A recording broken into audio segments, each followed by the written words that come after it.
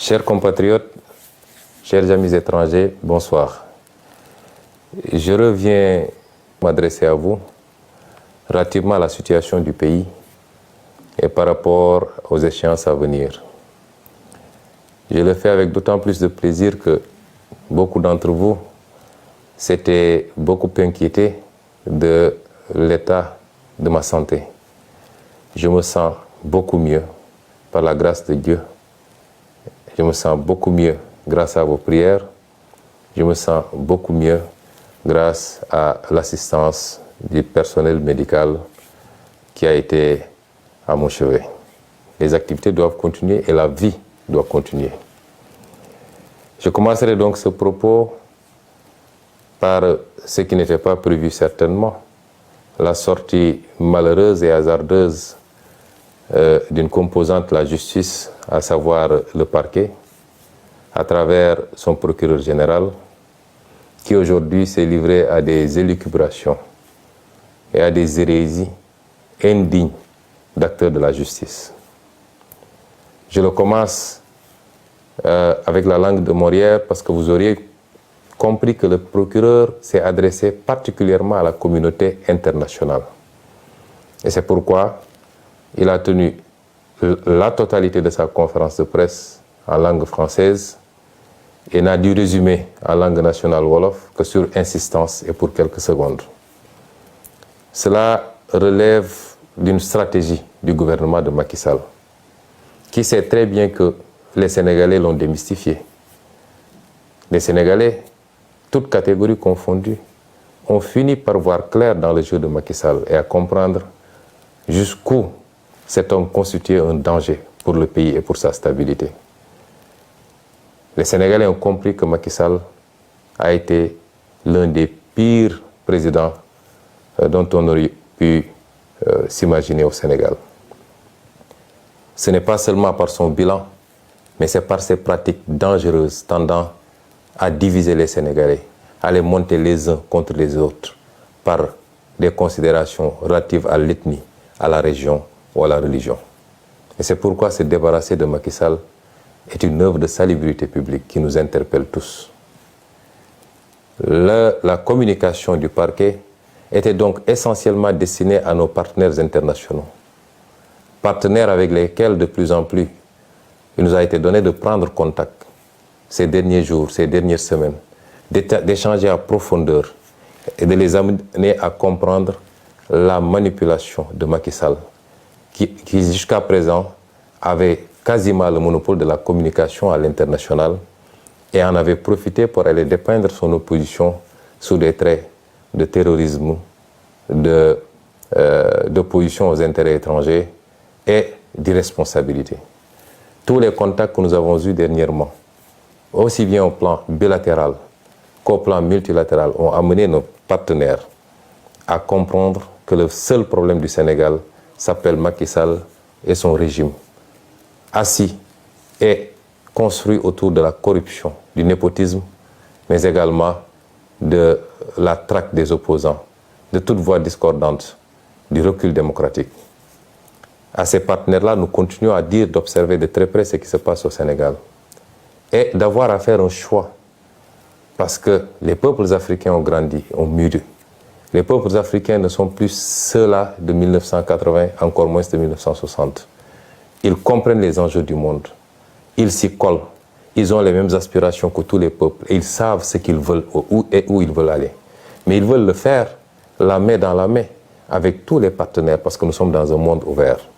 Et c'est pourquoi ce qui se présente aujourd'hui à ces partenaires internationaux, c'est d'avoir à choisir ou être du côté des peuples africains ou alors être du côté d'un petit groupuscule de tenants du pouvoir qui tendent lentement mais sûrement vers des postures de potentats, pour ne pas dire de dictateurs.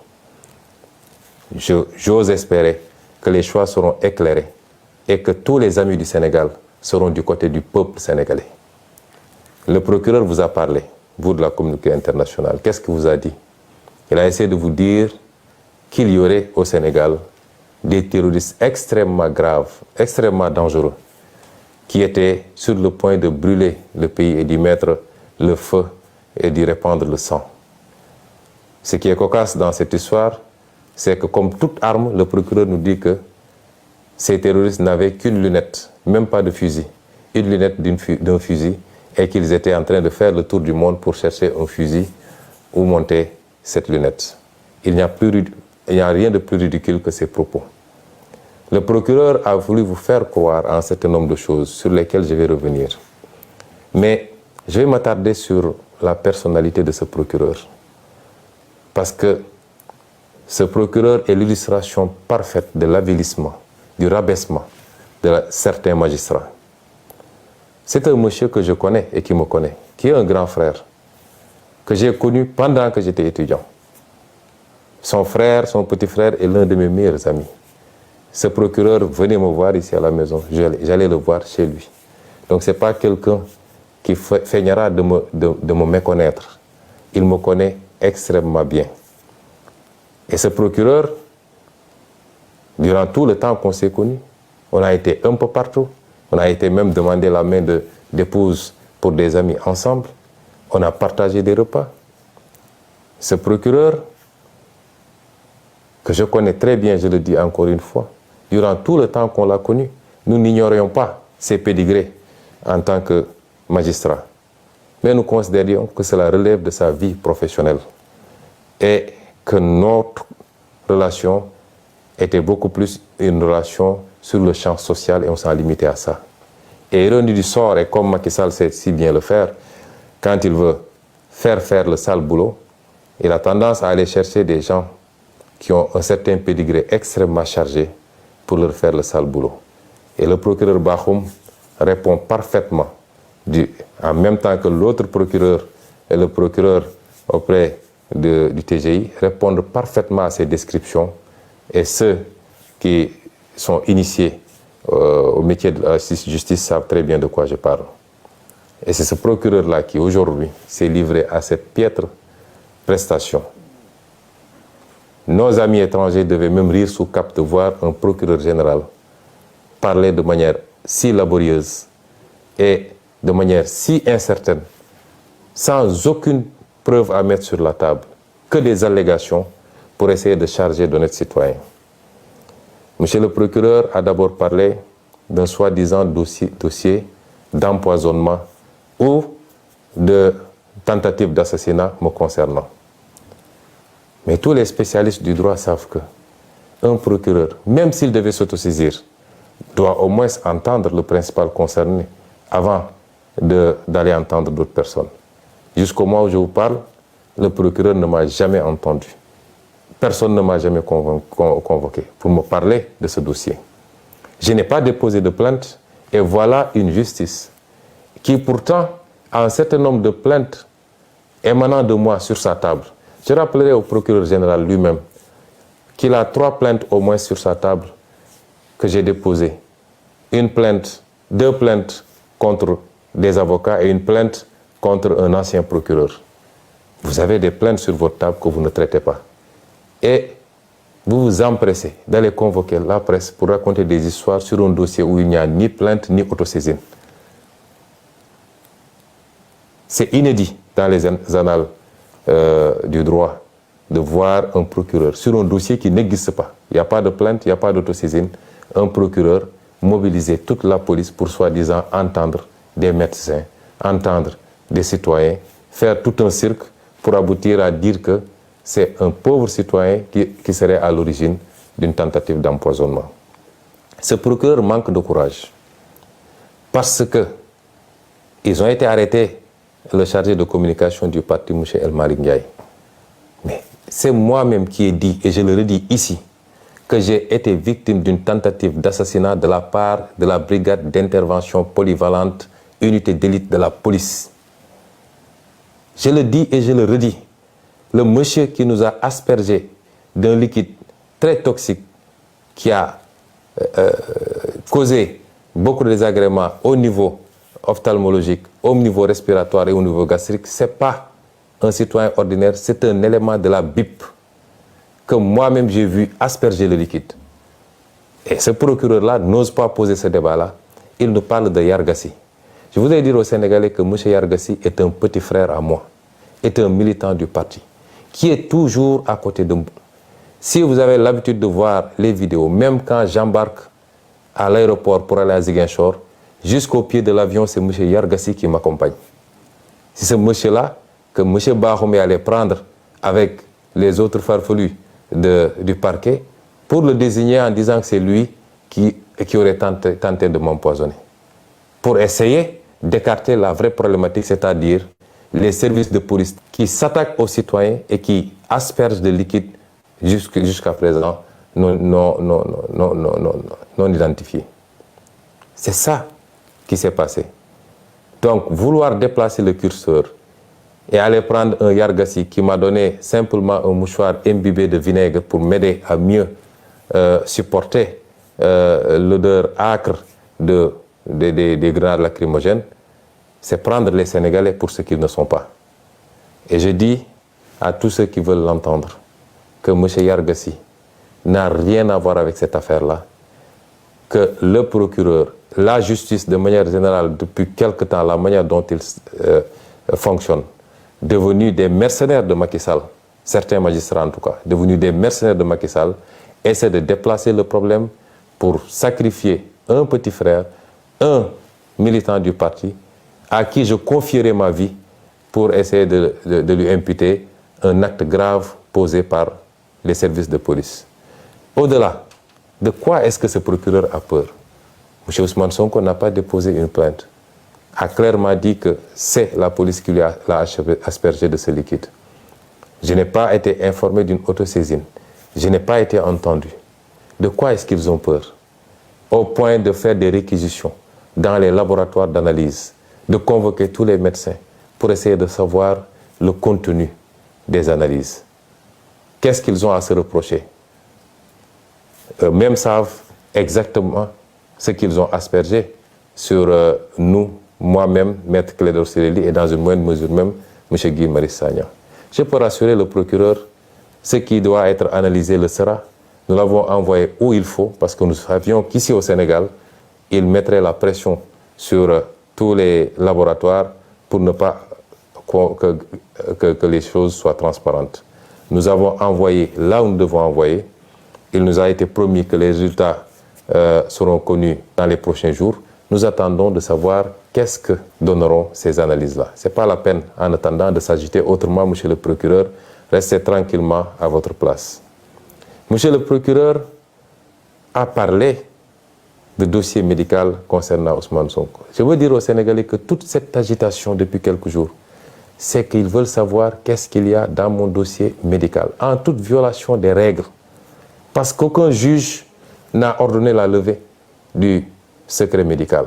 Au nom de quoi on convoque des médecins, on les malmène à la police, on les harcèle pour leur exiger de trahir leur serment et de donner des informations sur mon dossier médical. Je vous rassure également, monsieur le procureur, j'avais pris toutes mes dispositions parce que je savais que j'ai affaire à un État vaillou qui n'a rien à cirer des règles et des procédures. Et c'est pourquoi, dès que je suis entré dans cette clinique, j'ai verrouillé. Je ne me suis fait consulter que par mes médecins personnels, ceux-là qui me suivent depuis des années. Je me suis fait suivre par ces médecins. Ils ont été les seuls à avoir accès à moi, à me traiter, à me prescrire et à me surveiller. Il y a un acharnement sur le pauvre docteur Niang. Je veux dire aux Sénégalais que moi, je ne connais pas le docteur Niang. Je n'ai jamais rencontré physiquement le docteur Niang. Je lui ai parlé une seule fois au téléphone. C'est un monsieur que je ne connais pas, qu'on veut qualifier de militant de Pastef. Et même s'il était un militant de Pastef, c'est son droit le plus absolu.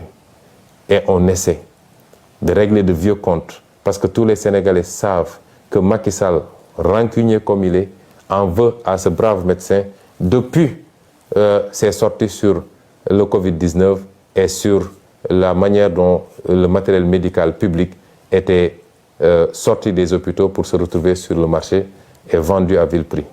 Depuis lors, tout le monde sait qu'il y a un acharnement sur le docteur Niang et sur sa clinique et qu'il leur suffisait d'un prétexte pour essayer de lui nuire. Le docteur Niang ne m'a pas consulté. On ne s'est même pas vu puisqu'il devait partir au Fouta pour des raisons familiales. C'est mes médecins personnels, mon pneumologue, mon ophtalmologue, mon orthopédiste, mon médecin généraliste, eux seuls ont eu accès à moi. Et quand j'en ai terminé, comme je vous le dis, connaissant bien les pratiques de cet État voyou, je n'ai pas laissé mon dossier médical sur place. Et c'est pourquoi je suis étonné d'entendre monsieur le procureur citer un dossier médical. Mon dossier médical est ici avec vous. Je ne l'ai pas laissé là-bas. Tout ce qui a été prescrit est ici parce que je savais qu'ils allaient faire de l'inquisition, parce que ce n'est pas de la perquisition, pour essayer d'avoir accès à mon dossier médical qui relève de ma vie privée et qui ne peut en aucun cas, dans ce cas d'espèce, être à disposition des enquêteurs. S'ils veulent ce dossier médical, ils n'ont qu'à venir le chercher chez moi. Ce dossier, il a cité un dossier H23 00167, évidemment. Le dossier, s'il y a un résidu de dossier, il ne concernera que la partie hôtellerie parce que j'ai séjourné pendant quelques jours. Mais pour tout le reste, le dossier médical est ici, entre mes mains, et ne sera jamais à disposition de cette parodie de justice. Ceci dit, je voudrais rassurer les Sénégalais. Le dossier est suivi comme il doit être suivi. J'ai bénéficié d'un bon traitement de la part de mes médecins. Nous avons envoyé des échantillons là où il fallait, dans plusieurs endroits à l'étranger. Nous attendons les résultats. Et si les résultats concluent dans tel ou tel sens, si rien n'a été découvert, on vous le dira. Si évidemment c'est des produits toxiques qui ont été découverts, nous vous le dirons également. Mais je maintiens, je signe, je persiste et je réitère à dire que j'ai été victime d'une tentative d'assassinat. Et ce n'était pas la première, parce que rien que le fait de casser la vitre de ma voiture avec des éclats de vitre qui auraient pu me trancher la gorge ou qui auraient pu se retrouver dans mon œil, rien que cela est une tentative flagrante d'assassinat. En tout cas de faire très mal. Et je le réitère, cette tentative émane exclusivement des forces de police. Je le dis, puisqu'il y avait des gendarmes et des policiers sur place, je le dis, celui qui nous a aspergé ce liquide est un élément de la BIP. Je le réitère, et si le procureur veut entendre quelqu'un, c'est moi qui aurais dû être entendu, au lieu de faire tout ce cirque-là à convoquer des innocents, à arrêter des innocents et à les faire écrouiller injustement. Le procureur, enfin, a fait de longs développements sur, soi-disant, des forces spéciales, ou je ne sais pas quoi, commando. Mais vous remarquerez que, et ça c'est ça la politique de Macky Sall, il ne réussira pas à briser ce pays, à mettre les Sénégalais contre les uns et les autres. Mais vous remarquerez qu'aujourd'hui, porter un nom de famille à consonance casamançaise est devenu un crime sous le régime de Macky Sall. On nous parle de MFDC, on me parle, mais des terroristes du MFDC qui ne peuvent même pas avoir un fusil, qui ont simplement une lunette. Il n'y a pas plus ridicule que ça. Et ils veulent prendre les gens pour des demeurés, pour ce qu'ils ne sont pas. Je le réitère, aujourd'hui, une bonne partie, en tout cas certains magistrats ont peur, parce qu'il semblerait, d'après ce que dit le procureur, qu'ils soient visés. Ils n'ont qu'à se poser la question du pourquoi. Vous ne pouvez pas semer la haine dans ce pays, être les bras exécutifs de Macky Sall dans ses sales besognes. Vous êtes l'auteur de tueries dans ce pays. À chaque fois que vous prenez une mauvaise décision, par rapport à vos petites carrières, vous êtes responsable de gens qui tombent sous les balles. Parce qu'à chaque fois qu'il y a contestation derrière, il y a une décision injustifiée de la justice. Vous ne pouvez pas continuer comme ça et penser que vous serez en sécurité tranquillement à siroter votre thé. Je vous l'ai toujours dit, si le pays brûle, vous ne serez pas épargné. Revenez à la raison. Autant il y a énormément de magistrats qui font correctement leur travail, qui sont dignes et qui sont sanctionnés pour ça, qu'on renvoie dans des juridictions les plus éloignées, simplement parce qu'ils ont cette dignité de dire « je n'obéirai pas à la commande de Macky Sall ». Autant, excusez-moi du terme, il y a de la pourriture dans cette magistrature-là. Et ces gens-là doivent comprendre que ça ne peut pas continuer comme ça. Je ne suis pas en train de vous menacer, je suis en train de vous prévenir. Si Macky Sall vous garantit la protection absolue, vous êtes engagé dans un combat qui ne commence pas aujourd'hui et qui ne se terminera pas aujourd'hui. Vous ne pouvez pas être des briseurs de carrière politique. Vous ne pouvez pas être des briseurs de projets politiques auxquels des millions de Sénégalais croient. Vous ne pouvez pas être des obstacles à l'espoir des Sénégalais et penser que vous allez vous en sortir indemne. Tôt ou tard, vous rendrez compte aux Sénégalais. Vous rendrez compte devant la loi que vous étiez censé servir. Et c'est pourquoi vos intimidations ne passeront pas. Le magistrat qui se muera en politicien pour exécuter des commandes politiques, ce sera lui-même défini comme ennemi du peuple sénégalais. En tout cas, d'une grande partie du peuple sénégalais. Et nous assumons nos propos par rapport à ça. Nous ne pouvons pas accepter que ce pays soit pris en otage par un groupuscule de magistrats, quelle que soit leur fonction.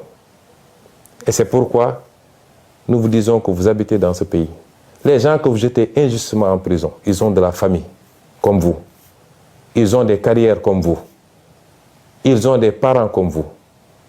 Ils ont droit à la liberté comme tout le monde. Mais sur commande politique, vous vous permettez de prendre des gens que vous jetez, des innocents que vous jetez en prison, que vous laissez pendant des mois souffrir en prison. Et vous pensez que les gens vont continuer à vous laisser comme ça. C'est vous qui alimentez la haine contre vous. Et à terme, ça risque de se passer mal. Revenez à la raison. Ce pays ne vous appartient pas, il nous appartient à tous. Respectons-nous et sachez que vous rendez la justice non pas au nom de Macky Sall, de sa famille et de son parti, mais vous la rendez au nom du peuple sénégalais. Et ce peuple sénégalais ne se retrouve plus dans ce que vous êtes en train de faire. Il vous a honni à cause de vos comportements. Et c'est pourquoi votre intimidation ne passera pas. Nous continuerons à faire ce que nous devons faire. Et parmi ces actions que nous devons faire, je réitère que le plan d'action du 29, 30 et du 3 avril reste maintenu intégralement. Nous sortirons, nous manifesterons, parce que nous l'avions dit. Désormais, avec ou sans autorisation, nous manifesterons. Nous ferons face à Macky Sall, parce qu'il veut faire croire aux gens qu'il a la capacité de réprimer les manifestations. Il avait dit que ce qui s'était passé ne se passerait plus. Ce qui s'est passé le 16 a démontré qu'il n'a pas les capacités pour contenir un peuple qui debout, qui dit non. Et nous ne devons pas être moins dignes que les autres peuples qui se battent aujourd'hui. Le peuple français a beaucoup d'avantages, énormément d'avantages, mais aujourd'hui, ils se battent pour leur dignité. Pourquoi notre peuple refuserait de se battre ou abdiquerait face aux velléités dictatoriales de Macky Sall? Nous nous battrons. Ils n'ont pas les capacités, si le peuple le veut. Et si le peuple se met debout, Macky Sall n'a pas le 10e des capacités pour contenir ce peuple. Et j'en appelle à ce peuple-là, à la jeunesse, aux ouvriers, aux transporteurs, aux étudiants, aux intellectuels, aux femmes, aux jeunes, à toutes les couches sociales. Ce qui se joue aujourd'hui, c'est notre destin. Si on laisse Macky Sall gagner, nous souffrirons encore pendant très très longtemps. Nous maintiendrons ce plan d'action. Et nous ne tomberons pas sous le piège de Macky Sall. Parce que, aujourd'hui, il est omnibulé par son défilé du 4 avril. Il va organiser un très grand défilé, le dernier qu'il organisera, puisque dans 11 mois, il ne sera plus président de la République s'il plaît à Dieu. Il veut faire une démonstration de force et en même temps intimider le Sénégalais pour montrer qu'il a beaucoup acquis en armement, de toutes sortes, des tanks, des chars.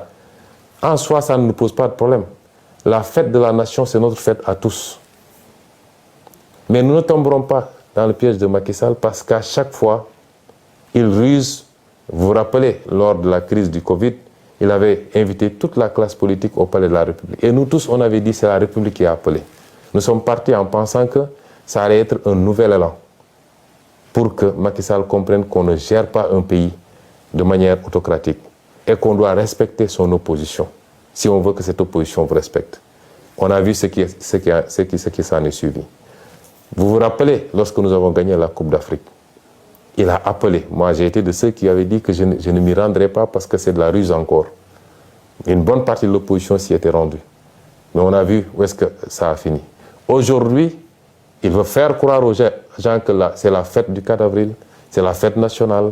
Donc, nous devons tous tout laisser tomber et venir répondre à son invitation parce qu'il se susurre même un projet d'invitation de l'opposition au 4 avril. Comment pouvez-vous comprendre que Macky Sall emprisonne plus de 300 personnes de nos jeunes, mettent d'autres sous bracelet électronique, d'autres ont été blessés par balle, d'autres ont été tués. Il n'y a même pas une enquête. À ce procureur, justement, je rappelle, où en est-il avec les enquêtes de la disparition de Didier Badji et de son compère? Où est-ce qu'il en est avec l'enquête sur l'assassinat de Mariama Sagna? Où est-ce qu'il en est sur l'enquête avec les 14 jeunes exécutés froidement lors des manifestations de mars 2021, etc., etc. Et aujourd'hui, il vient faire une sortie malheureuse pour nous parler d'empoisonnement ou de je ne sais forces spéciales. Et c'est pourquoi nous disons que nous ne tomberons pas dans ce piège-là. Nous continuerons à nous battre et personne ne nous mettra à dos l'armée nationale. L'armée nationale, c'est notre armée, c'est notre fierté à tous. Ils vont sortir avec des arguments pour vous dire « oui, ils veulent manifester le 3 alors que c'est la fête de l'armée ». Il n'en est absolument rien. Macky Sall fait des arrestations le 3, fait des emprisonnements le 3. Nous ne suspendrons pas notre combat le 3. Et donc j'en appelle à tout ce peuple. Les 29, 30 et le 3 avril, nous allons faire des manifestations sur toute l'étendue du territoire national. Et j'appelle les jeunes à se mobiliser davantage, à faire face à la stratégie de la terreur de Macky Sall. Parce qu'il pense qu'avec les emprisonnements, les arrestations préventives, il va vous faire peur. Nous ne sommes pas dans ce schéma-là. Nous sommes conscients tous que nous nous battons pour l'avenir de nos fils et de nos petits-fils et que rien ne nous fera reculer. Donc, mobilisation massive pour ces 3 jours, pour démontrer à la face du monde que la dictature de Macky Sall ne passera pas et qu'en aucun cas, il ne peut gagner ce combat que nous avons initié. Je vous remercie.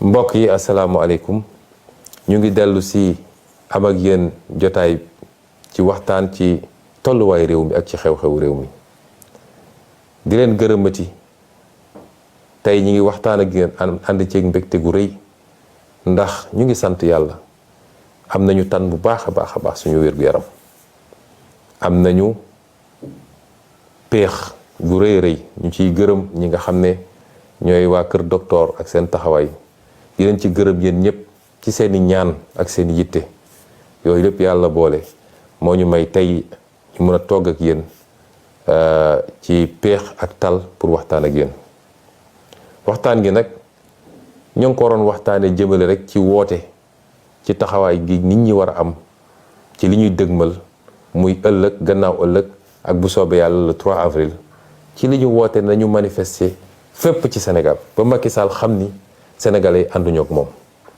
manifester gi nag ñépp ci war a ànd manifester bu ñu jàpp ni manifester yi affaire ndaw ñi kese la wala affaire Pastef kese la déedéet li Macky Sall bëgg bu ko amee kenn ku ne fi nga toog di nga toog matt sa baaraam bu cax la ñu xeex ñun ñëpp ba ànd ba yegg si fii ba Sénégalais yëpp am yaakaar ni lañ doon xaar boobu ba léegi fukki weer ak benn gën saa gudd moo ci des pour ñu mun cee commencé koo liggéey ba ñëpp gis àdduna yëpp gis ni Sénégal ay ndawam la keneen mën ak la ñeneen mën nañ ko loolu la Macky Sall bëgg a fànq tey moo tax bu kenn jàpp ni mbirum Ousmane Sonko la mbirum diw la wala diw Ousmane Sonko xaarewul dara ci politique salaire sax bëgguma ko ci politique yàlla mi ñu tiim ak weeru koor gi yéene gu ñu am ci réew mi rek bëgg a liggéeyal réew mi jaamu ci yàlla ba waa réew mi yëpp gis ni la ñuy seenu feneen wala la ñuy uti feneen ndekk yomboon nañu suñu biir réew loolu la Macky Sall ak li mu àndal benn yi mu àndal bëgg koo jaarale ci justice moom lañ ne tey dañ ko bëgg a fànq ndax dinañ ko nangu moo tax yow taximan bi yow baykat bi yow étudiant bi yow menuisier métallique bi yow ouvrier bi yow kii yow mii di jigéen gi ñépp laa boole woo ñu bañ a sàggan ba Macky Sall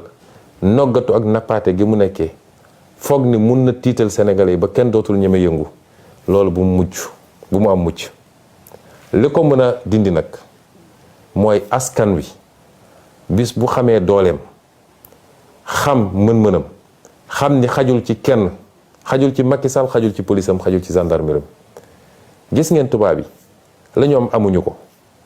tey ab français bu toogoon liggéeyul sax am na lu muy fayeeku weer wu ne loo xam ne mun na ko permettre au moins mu fay location ak dund.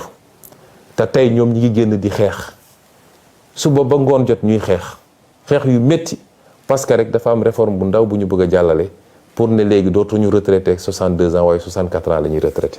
waaye xanaa ñooñu dañoo war a gën a bëgg seen bopp. bu ñu toogee dégg ay nit di essayer dugg ci xelu ndaw ñi naan leen ku fi dee yaa perte ak nangam dama naan xeetu njaam googu moo taxoon tubaab gi noot suñuy maam. xeetu wax jooju mooy nangu tënk sa bopp ci jaam moo taxoon tubaab bi noot suñuy maam. génération bi ñu toll nag weesu na loolu dañoo xam ni réew mi rek la ñu am amuñu feneen, amuñu beneen nationalité, bëgguñu ko sax. réew mi nag doomu réew mi koy defar te bokk na ci li koy defar ci doomu réew mi projet bii ñu leen andil joxuñu leen xaalis sexaluñu leen lem menacé wuñu leen mais di leen won benn ngeen di gis ba tey ñu am yaakaar ni ñu nga ca cappaandaw Macky Sall ak ay juge ak ay procureur ne ñoom ñooy taxaw ne tey loolu du am ci Sénégal buñ ko nangoo rek ñun ñoo nangu ñu tënkuñu ci njaam. moo tax nag ñu ne na ñëpp génn suba le 29 gannaaw suba le 30 ak le 3 avril bu ñu kenn essayé boole kenn ndax da ngay dégg ñu naan waaw ñoom respecté wuñu république bi ndax date bi kenn waru cee manifester. Macky Sall dafa respecté république. Macky Sall suy tëjaatee daf ci xool luy 3 avril ak luy 4 avril suy dóoraat ak suy dóor nit ñi ay bal daf ciy xool ban bés ñu nekk.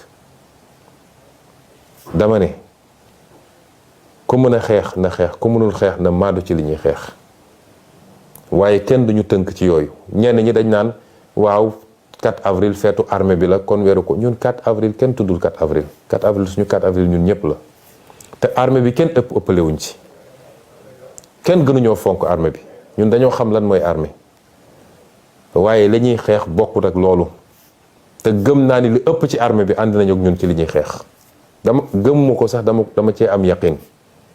moo tax bu leen kenn dugal ci débat yu amul solo bu ñu deltoo gannaaw rek mooy may nañu Macky Sall fu mu jaare ba faw te kenn dootul noyyi ci biir Sénégal kenn dootul am aafiya.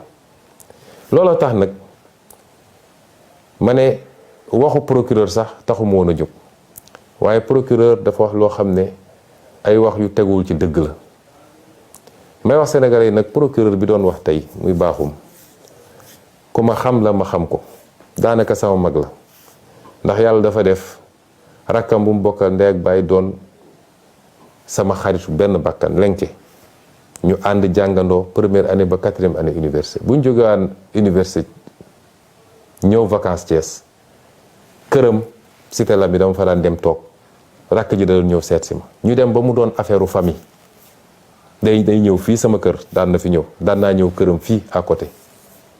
procureur baaxum bi waay juróom bu jigéen feebare ñu entré ko fii Ndakaaru sama jabar moo doon togg añ chaque jour ñu yóbbul ko suñu yaaja ba keroog ñu ko yàlla moomee kon kooku xamantewuma ko su ma waxee nag waxuma ko pour yoole waaye li tax ma wax ko mooy won Sénégalais yi Macky Sall ni mu bonee ci justice su Sénégal ni mu munee jël nit wàcce ko ba ci suuf imma dafa am ay dossiers yu mu téye ci yow doog la fal fi mu la fal nommé la fi mu la nommé ne la li ma bëgg ngay def wala mu am lu mu la dig ci xaalis wala ci alal nga topp li muy def foofu la justice bi toll.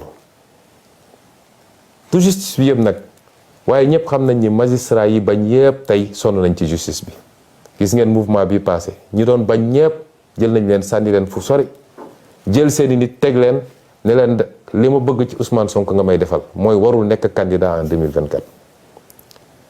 baaxum bii bu toogee tey di wax mel ni ku ma xamul di essayer gëmloo Sénégalais yi ni man Ousmane Sonko terroriste la dama naan àdduna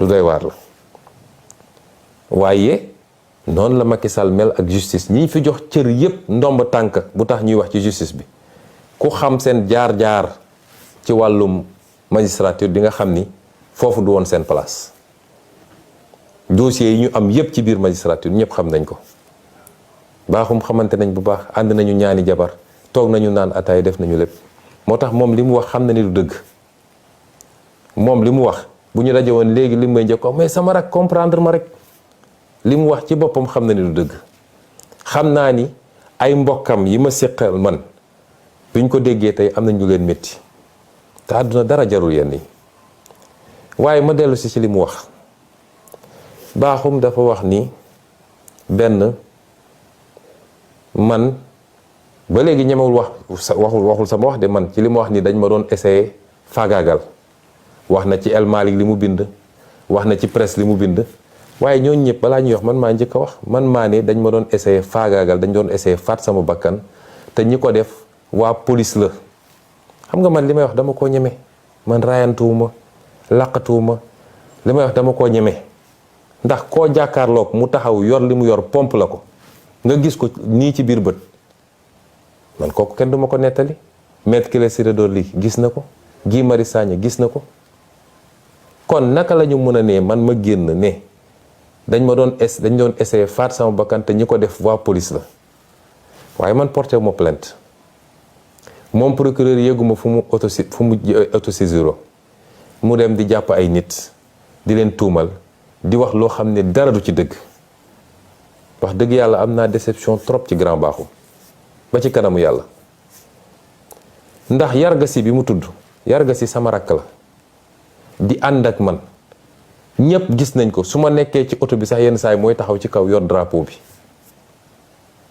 su may tukki moo may gunge ba aéroport ba ci avion bi ndax comme aéroport lay liggéey am na droit dugg mooy taxaw ba escalier avion bi Yarga Sy ngay gis mu taxaw foofu kooku confiance bi ma am ci moom lu mu ma jox ma lekk lu mu ma jox ma naan Bakhoum ñëw taxaw ci kanam sénégalais yi naan Yarga Sy moo jël benn liquide def ko ci benn mouchoir jox ma Yarga Sy li mu def ci liquide bi ñu sànnee lacrymogène yi ba mënuñoo xoole vinaigre la jël vinaigre def ko ci benn mouchoir ne ma président am nga taf ko sa bakkan pour mun a noyyi loolu bokkul ak policiers yi liñ ma sotti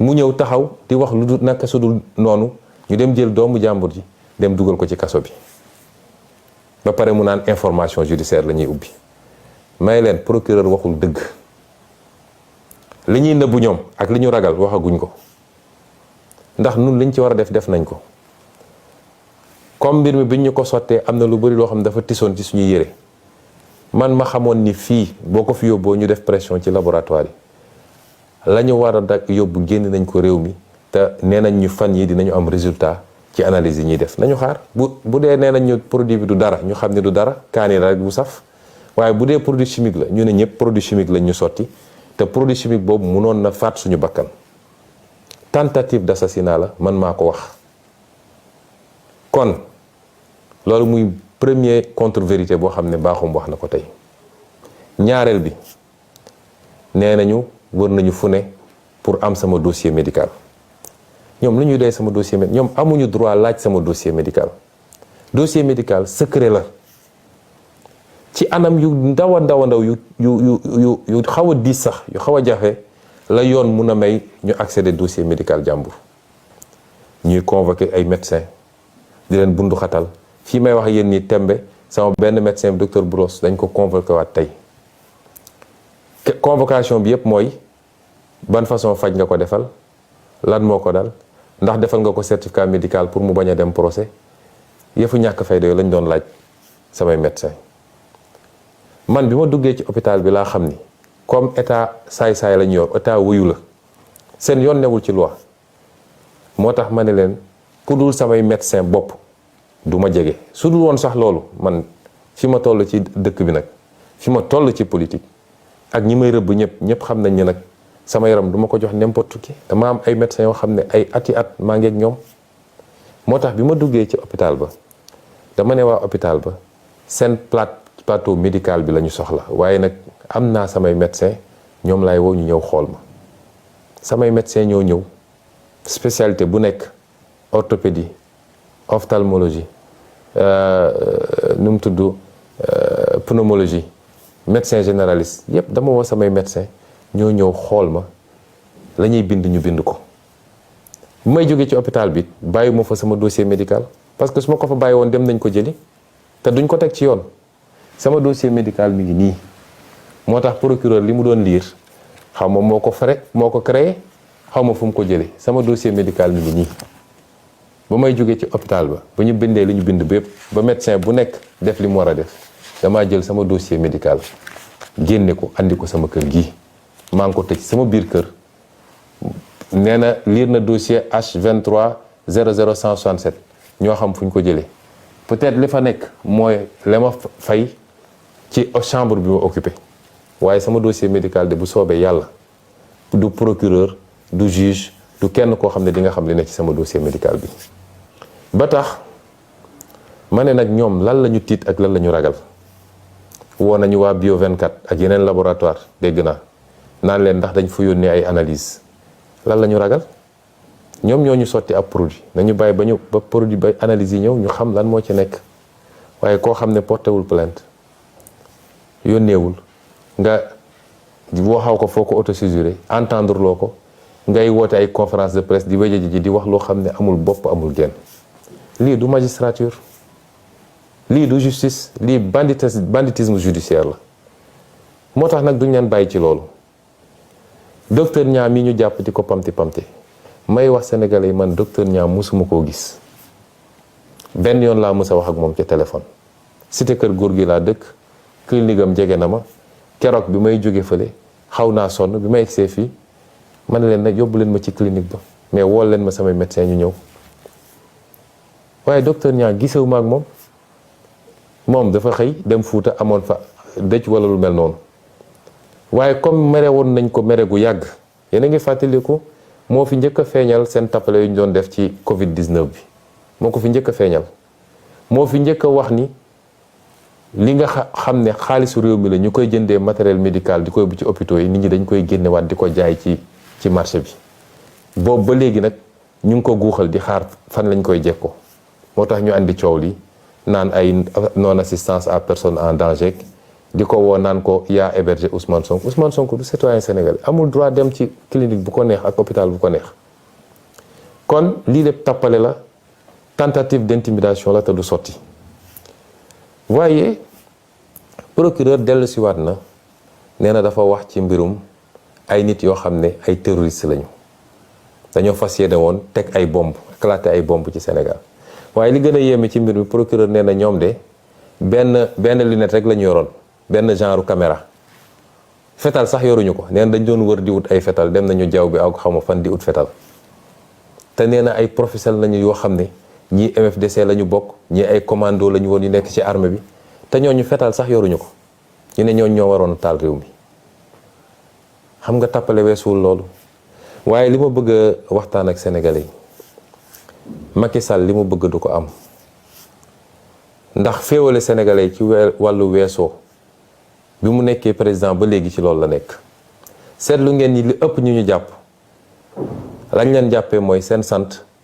méngoo na ak santu Joola wala santu Casamance tey Sénégal ku fi nekk Casamance te bokk ci Pastef rek boo moytu léegi ñu laxas la pourtant Pastef Mbàkke la ëppee doole ka Casamance Pastef Saint-Louis la ëppee doole ka Casamance Pastef Ndakaaru gi la ëppee doole ka Casamance manifestation day am ci Mbàkke doo dégg ñu ne kenn ab terroriste nga musul am kon lii mu bëgg du ko am nee na ki doon organiser manifestation yi Bignona moom la ñu jàpp fi mu ne nii xaar leen ba prochaine manifestation ngeen xool Bignona ndax du gën a tàng sax yeneen manifestation yi kon nañu bàyyi tappale bi Macky Sall fukki weer a ko fi dese na takk ay bagaasam te tàggatoo te dem ci jàmm. mbokk yi li gën a firndeel caaxaan ak tappale gi nga xam ne moom la procureur nekkee mooy moom ak Macky Sall ak Ismaïla Madior Fall nee nañu léegi daal dañoo am yitte ci Ousmane Sonko ak ci wér-gu-yaramam ba bi ñu déggee ñu naan am na ñu ko doon essayer faagagal ñu naan dañuy def l'enquête goo xam ne ndey mbi léegi déposé wul plainte def na déclaration ba léegi ñemewuñu tudd déclaration yéeguma foo xam ne moom autosaisiru na ñu ne ña ngay def l'enquête. may fàttali procureur ni dossier yi nekk ci table am bëri na lool. dossier bi ci njëkk mooy dossier suñu sœur Mariama Sagna nga xam ne faat nañ ko fi ci anam yu ñaaw lu ëpp juróomi at ba léegi justice waxu ci. mars 2021 faat nañ fi fukki bakkan ak ñeent Macky Sall ne woon day ubbi l'enquête ba tey jii kenn déggul l'enquête. dem na ba tubaab yi américains yi Nations Unies ñëpp bind nañ ci loolu ne ñoom alkaati Macky Sall yi ñoo tiire bal ci kaw nit ñi waaye ba tey jii déggoo ci justice wax ci. Fulbert Sambou ak Didier Badji nga xam ne réer nañu ci anam goo xam ne yëm na Sénégalais yépp muy lu métti ñu lànk sax ni autopsie du am ci benn bi ñu jot a gis néew bi gaawantu dem paraxee suul ko ana l'enquête procureur. nga dellu si ci François Mancabou nga xam ne waxambaane bu wér te dëgër dugg seen loxo ci wér gu yaram ñu génneel ñu néewam ana l'enquête procureur. nervi Macky Sall yi nekk ci dëkk bi ñu leen di wane bis bu ne caméra yi ñu takk seeni badge police yor seeni jaasi ak seeni fetal di song nit ñi ana l'enquête procureur. kon procureur xam naa sa xel ngay foye moom mënoo fay suñu xel ñun amatu leen crédibilité ci Sénégal mënatu leen wax au nom de la justice parce que injustice ku koy wër dëgg ci yéen lay ñëw. man mii di wax ak yéen rek ñetti plainte déposé naa ko ci sa table. ñaari ci ay avocat ñetteel bi ci procureur bi fa ne woon balaa yéen ngeen di ñëw ana seen enquête. yéen daal loolu neex ngeen di def foog ni dañ leen di bàyyi noonu rek balaa may dee nag ngeen ne dafa am commando bu leen doon rëbb bu leen doon pexeel bëgg a dal seen kaw ñun de yéene wuñ leen ko ndax ñun ñëpp jàmm lañ leen yéene yéenay fitna di dal suñu kaw rek waaye yéene wuñ leen ko waaye nag jàmm dañ koy mayante. nu ngeen doon ay magistrat ay nit dong ngeen donc lu ngeen def ci keneen mu métti ci moom bu ñu leen ko defee mu métti ci yéen. dama ne doomu jàmbur yi ngeen di jàpp tegu leen ko fenn dul bëgg lu neex Macky Sall di leen tëj ci kaso yi di leen takkal ay bracelet électronique ab yi ngeen di def chaque jour foog ngeen ni loolu mun ngeen ci dëkk ba pare mucc ci mënul ne. dossiers yi ñu leen di monteloo fu askan wi amee yaakaar ci projet politique ak projet de société ñu jël ñeenti magistrat ne leen yéenay dakkal loolu foog ngeen loolu mun ngeen ci dëkk ba pare mucc ci. vous mettre contre la volonté d'un peuple tout entier pour plaire à Macky Sall ba pare jàpp ni loolu mun ngeen ci mucc. ñi leen di nax ne leen mun nañ leen assurer protection dañ leen di nax rek de ndax xeex bii peuple bi di xeex du xeexu benn fan du xeexu benn weer te ñun ak yéen ñoo nekk fii biir Sénégal menacé wu ma kenn nag. waaye dama leen di dànkaafu ngeen xam ni tooñ baaxul loraange baaxul dañ leen ce peuple sénégalais moo leen di fay pour ngeen àtte te ngeen ragal ci yàlla xool ci peuple boobu su ngeen solee nag seen malaanu politicien dem toog di jaamu Macky Sall di ko defal li mu bëgg dina am fu muy toll bis bu réew mi yëngoo dina dal seen kaw yéen it. te it Sénégal yi sonn nañu te fitna yi fiy juddu yépp depuis les années 90 ba léegi fitna yi fiy juddu yépp ci wàllu politique loxo magistrat mi ngi ci gannaaw ci décision boo xam ne ki koy jël leer na ko bi mu koy jël ni décision bi waru koo jël mu jël ko dem toog jàpp njàmburam foog ni nit ñi mun nañoo continuer muñ loolu. procureur comme politicien la.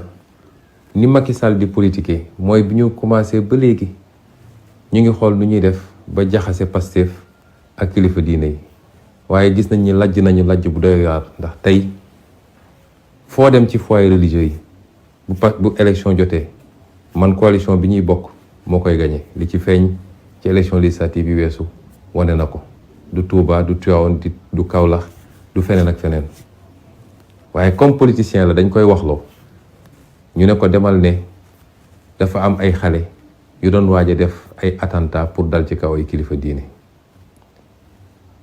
mën naa giñ ci weeru koor gi ñu nekk nii ni procureur waxul dëgg moom ci boppam xamul ñoo xam na ne waxul dëgg moo tax ñii dañoo dangereux ci réew mi ndax nee naa leen Macky Sall li gën a sensible ci ay nit lay fooye mooy bëgg a jaxase nit ñi ci wàllum diine, wàllum waaso, wàllum xeet, wàllum région. mooy li gën a danger te loolu dara waral ko lu dul bëgg a toog ci nguur rek. may feddali sénégalais ni procureur baaxul ak ni ma ko xamee moom xam na ni moo tax xale yi gis naa bi muy wax ñuy commenté naan ko yow bu yóbboo mun ngaa dem naan ndox ndax woro moom ci boppam digganteem ak boroom xam na ni waxul dëgg. te kilifa yi muy essayer manipuler kilifa diine yooyu xam nañ ni moom waxul dëgg. Sénégal yi koy déglu yëpp xam nañ ni waxul dëgg. àdduna bi yëpp xam na ni waxul dëgg. waa lii lan moo ko jar ci àdduna. moo tax ñu dellu di woo sénégalais yëpp nag suñu plan d'action bi ñu tëraloon waxoon nañ leen ni fi mu toll nii tembe autorisation ñàkk autorisation suñu nee dañuy marche dinañu marche. déposé nañ ci territoire bi yëpp am na dégg naa fu ñu nangu am na fu ñu bañ rawatina ndakaaru gi may wax waa ndakaaru ni ka dinañu manifester bu soobee yàlla le 3 dinañ manifester le 29 muy suba dinañ manifester le 30 muy gannaaw ëllëg dinañ manifester le 3 incha allah kenn mënuñoo boole kenn wax naa leen ko léegi. la ñuy manifester xeex suñuy droit ak suñuy àq Macky Sall li ko tere nelaw fi mu ne nii mooy défilé 4 avril bëgg na ñëpp ne cell ba moom mun a def défilé bu rëy a rëy te lim ci jublu mooy gën a nappaat sénégalais yi won leen ni jënd naa ay ngannaay yu bëri ay chars de combat ay mété ay lëli défilé ba kenn ëppale wuñ si ndax fête de la nation ñun ci nation bi lañu bokk waaye calendrier Macky Sall du yóbbu suñu calendrier man mii dañ maa convoqué gannaaw suba ci tribunal calendrier bi changé wuñu ko pourquoi ñun ñuy changé suñu calendrier ci leneen ak leneen moo tax ma ne nit ñi bu ñu sàggan ba Macky Sall am li mu bëgg na ñëpp génn massivement na affaire yi gën a tar dañu ne manifestation pacifique jàmm la ñu woote am nañu droit génn dox parce que constitution bi moo ko bind bu ko Macky Sall buggee tere nit ñi nag lépp lu am ci loo xam ne dina andi xëccoo dina andi pëccëxoo Macky Sall ak policeam ak gendarmerie ñoo koy andi lii muy def ni nag foog ni mën na fees bëtu nit ñi may dalal si xelu sénégalais yi Macky Sall prison mii mënul arrêté sax 2000 sénégalais yóbbu leen prison fi mu ne nii prison yi fees na lii mu jël jamono ji naan ay bracelet électronique di ko testé ci waa Pastef yi te li ciy jublu waayam tam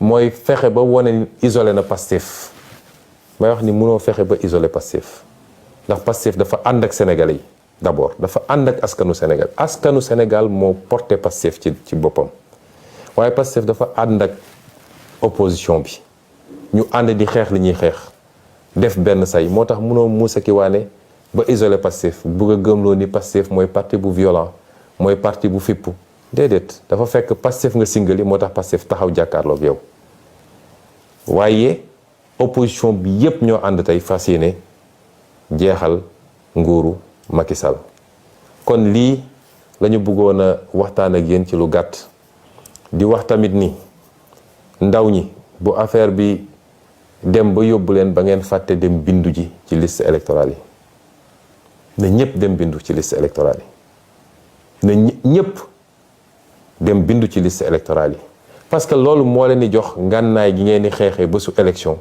ba ñu mun fa jëlee Macky Sall wala candidat am ba fiy toog ndax moom amul droit nekk candidat ñu duma ko dès le premier tour ñu abal ñu may réew mi jàmm ak afiya ñu defar réew mi may daaneel nag ci dalal xelu ñëpp damay gis léeg-léeg ñu bind ñu naan